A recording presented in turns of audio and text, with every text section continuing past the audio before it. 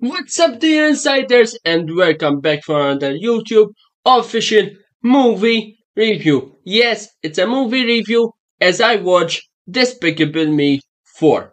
Yes, finally I watched it, and now for the next one is Long Legs, hopefully.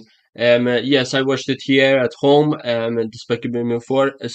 Yesterday I didn't go and watch a movie, but I said if it is HD, I can watch it at home. So yeah, I watched it at home.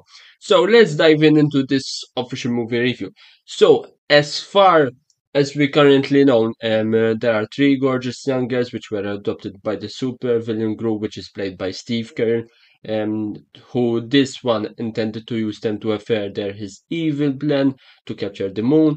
Rather than he took up their care and eventually developed into a decent father, and as you are all aware, the Despicable Me franchise brand has grown to include two spin-offs, four main films, several shorts, computer games, and theme park attractions.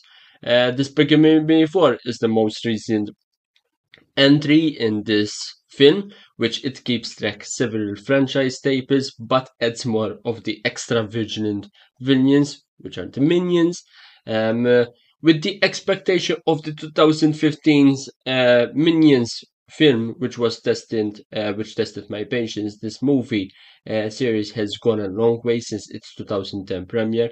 While some people may have gotten weary of seeing minions run around in Sin I always have found these films to be charming. Despicable Me 4 is far from a dud. It has plenty of uplifting moments along with good humor.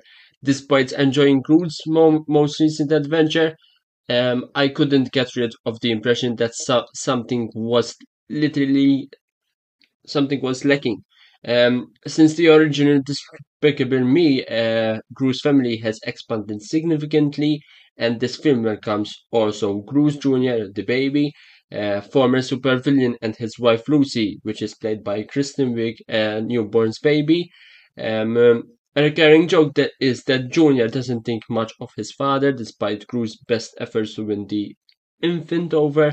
But the happiness at home is short-lived as Maxime Lamal, which is played by Will Ferrell, an ex-classmate of Gru's who has escaped from prison, which quickly approaches Gru. Our hero also has to relocate his family to a safe house where they are given new identities and also pack everything up. The many characters in Despicable Me 4, yes, face some intriguing obstacles. Margot, which is played by Miranda Cosgrove, the bespectacled oldest daughter, must make a fresh start at a new middle school without any friends. Meanwhile, Medicine Sky's Poland's Agnes, which is always adorable, finds it difficult to embrace her new identity since, well, it would be require lying. Gru, on the other hand, is urged to behave less like himself, that is, to be amiable rather than distant with new people. The franchise centrally family dynamic is ready to explore these concepts with plenty of heart and also humor. But Despicable Me 4 has too many storylines for it to handle. In an anti-villain league experiment, a number of minions transforms into superheroes, which are parodies of well-known superheroes, and we follow their first mission.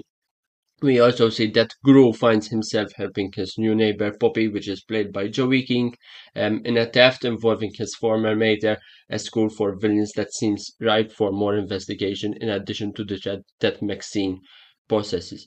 The reminder of Gru's family, yes, unfortunately, is excluded from this plot, but it eventually becomes entwined with the Maxine struggle. In the end, this Despicable form seems more meaningless than its predecessors.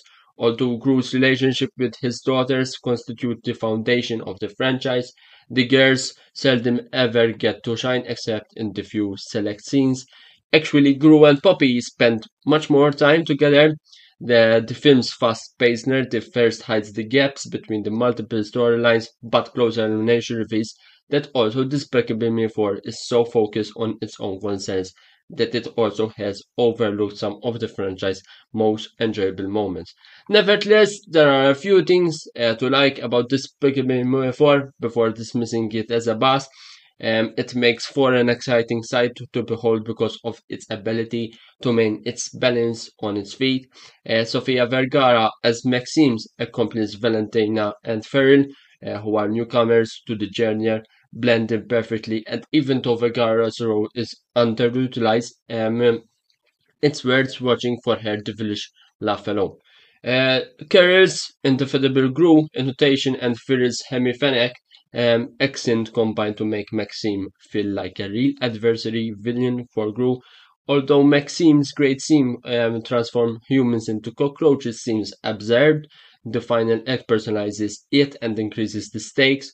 The action moves quickly and the lively animation matches the franchise aesthetic.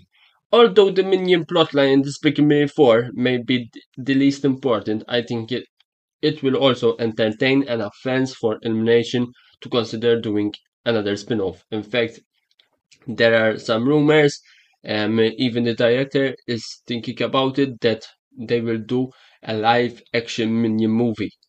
I want to see it, a live action minion movie. I think it sounds good, but we will see. I'm sure that we will see more of Gru, his family, and also the minions. If this is a commercial success, for sure it is a commercial success because the film is literally doing great in the box office. The film's conclusion urged in favor of crossover similar to the Avengers Infinity War, and the introduction of new villains means that there will be plenty to support this franchise moving forward, because as we saw, there were the cameos of the other villains in the prison. And also, if it goes on, all I can hope is that it doesn't lose sight of its roots and what makes it unique. Action-packed plots with two-dimensional villains which are readily available. However, the characters and their connections are also not. As a rate of the movie, I rate it an 8 out of 10. Yes, as I said, there were some characters missing, like the girls were a little bit missing. So unfortunately, yes. But an 8 out of 10 is still a good rate. The characters, okay, they were a little bit missing, but those that were not a little bit missing, they did great. The animation was little perfect, the GI was perfect. Humor and like that, family and heart humor like that was perfect. So yeah, I rated an out of 10. So yeah, that was my review for Despicable Me 4. Thank you guys for watching, and I hope we'll see you in the next YouTube movie review, for maybe of Long Legs. I still need to watch it. Yeah. Thank you guys. And here, reviews by Insider here, signing off, and have the rest of the day a good day. Thank you guys, and don't forget to like and subscribe, and I will see you soon. Thank you, and bye bye.